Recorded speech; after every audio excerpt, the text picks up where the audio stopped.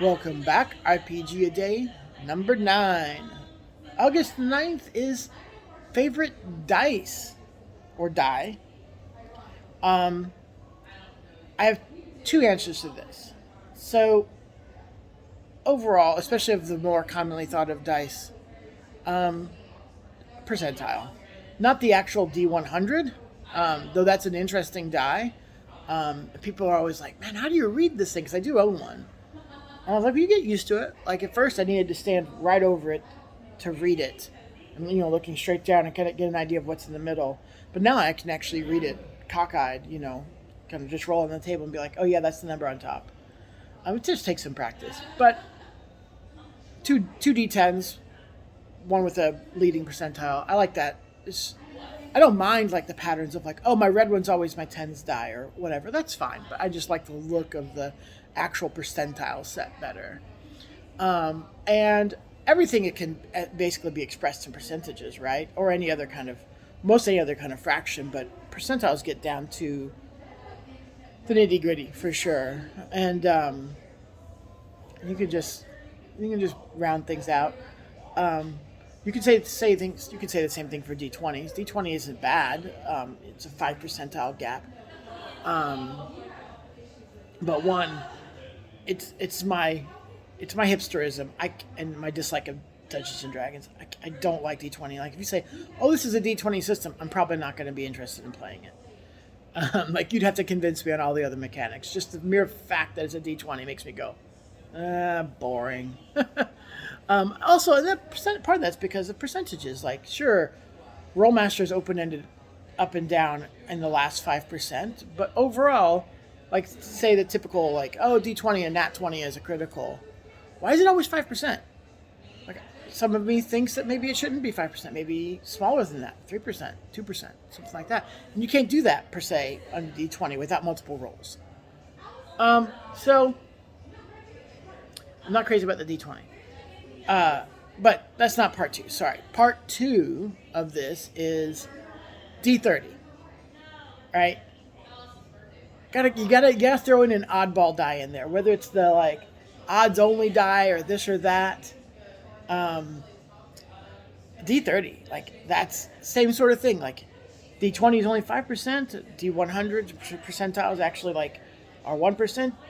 D30 is like a 3%. That gets a little bit more fine, and no one uses it. Back when I was developing my own RPG system, which got restarted twice, and since one of the rules I wanted it to fill was a super system, and I really kind of like the looks of Mutants and Masterminds 3rd Edition, that should be the next thing we're playing, so I'll finally get to actually experience it and put it to the test.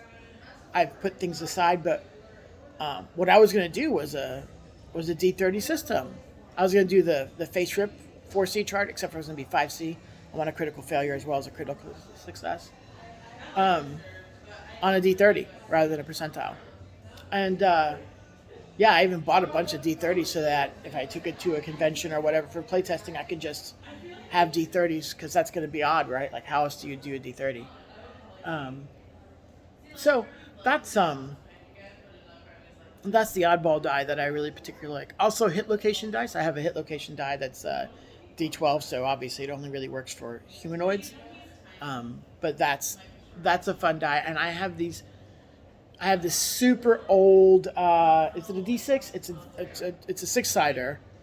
It's super old. Like I can't even read some of the sides anymore, and some of them I only know because I know what it was. It was a random trap, like it was classic like D&D dungeon crawl kind of thing, right? Like it has a trap door with spikes underneath, arrows coming out of the side of the wall, poison gas.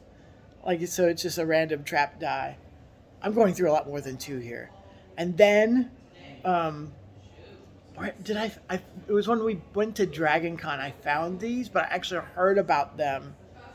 There was like this gaming traveler, a gamer who was a Christian, who traveled to cons and also put up like a Sunday like little sermon for people who were believers and but wanted to be at the convention all day. Like, okay, here's a little session on Sunday morning, which is just a service.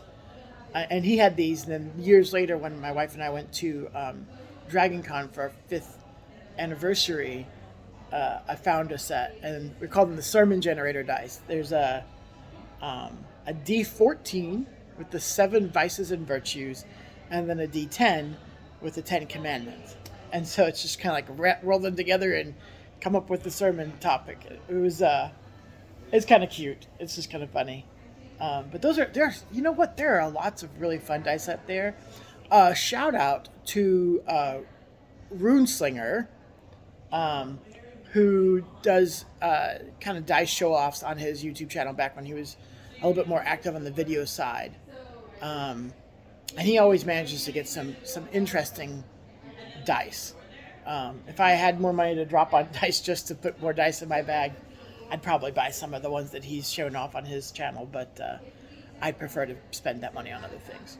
All right, let's look at what day 10 is. Talk to you guys later.